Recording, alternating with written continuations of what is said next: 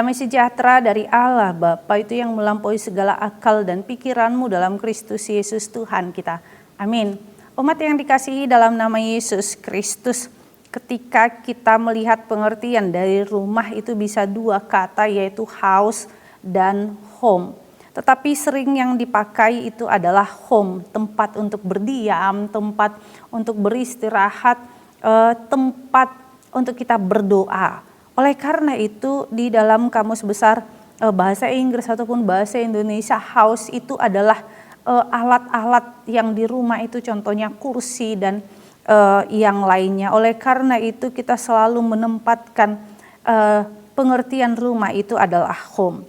Dan firman Tuhan hari ini mengajarkan kepada kita bagaimana orang-orang yang bisa menghargai rumah itu sebagai rumah Tuhan. Dalam kitab Hagai 2 ayat 9, kalau nanti terjemahan Alkitab terjemahan baru dalam Hagai 2 ayat 10. Adapun rumah ini kemegahannya dan yang kemudian akan melebihi kemegahannya yang semula. Firman Tuhan semesta alam. Dan di tempat ini aku akan memberi damai sejahtera, demikian firman Tuhan semesta alam. Demikianlah firman Tuhan. Tentu umat Israel pada zaman kitab Hagai selalu masih kembali merindukan tentang bait Allah yang didirikan oleh Salomo yang sangat megah. Seolah-olah tidak ada tandingannya dengan bait Allah yang akan mereka dirikan. Tentu bait Allah yang didirikan oleh Salomo sudah hancur ketika bangsa Israel harus terbuang ke Babel. Tetapi disinilah Tuhan mau memulihkan bait Allah itu, di mana bait Allah itu adalah rumah yang lebih megah daripada rumah Allah sebelumnya.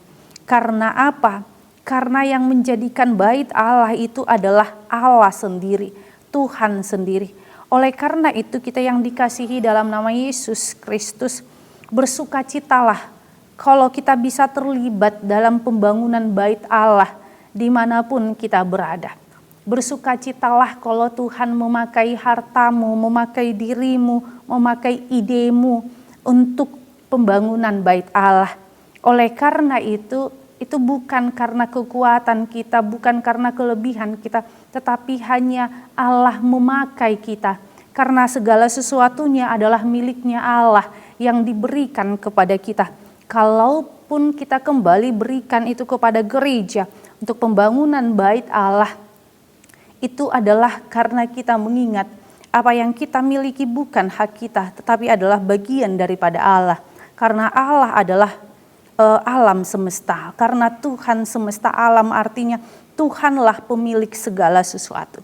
Kalaupun Tuhan memakai kepintaran kita, memakai ide kita di dalam pendirian bait Allah atau organisasi di dalam gereja, bukankah Allah yang memberikan hikmat? Bukankah Allah yang memberikan ilmu pengetahuan? Oleh karena itu disinilah kemegahan ketika umat-umat Tuhan saling satu dan bahu-membahu dalam setiap perjalanan gereja. Oleh karena itu tentu disinilah setiap orang saling menghargai, baik penghargaan itu ketika bantuannya dalam hal kecil maupun dalam hal besar. Oleh karena itu tentu di dalam pembangunan bait Allah itu adalah bagaimana supaya tercipta shalom atau damai sejahtera. Tentu pasti ada pertentangan, tetapi bagaimana kita menyatukan hati, menyatukan pikiran supaya tercipta shalom itu sendiri. Oleh karena itu sampai hari ini itu adalah bagian daripada perjuangan kita di dalam bait Allah untuk selalu menciptakan shalom. Demikian juga rumah kita, tempat kita berdiam adalah bait Allah. Oleh karena itu bait Allah tidak hanya gereja, bait Allah adalah rumah kita, bait Allah adalah diri kita sendiri. Sehingga kita selalu melihat segala sesuatunya adalah pemberian daripada Allah sendiri dan kita berikan kepada Allah. Dan disitulah tujuan hidup kita, memberikan damai sejahtera. Amin, kita bersatu dalam doa. Terima kasih Tuhan Yesus buat anugerah-Mu, buat cinta kasih-Mu. Bapa Surgawi, biarlah kami selalu mencintai gereja-Mu. Kami selalu mencintai rumah kami sebagai bait Allah kecil dan diri kami. Sehingga kami mampu hidup dalam damai sejahtera ketika kami saling menerima satu sama lain, saling menguatkan, saling mengampuni. Tuhan Yesus, inilah doa kami dalam nama Yesus Kristus kami berdoa padamu. Amin. Anugerah Tuhan kita Yesus Kristus dan kasih Allah dan persekutuan Roh Kudus itulah yang menyertai kita. Amin.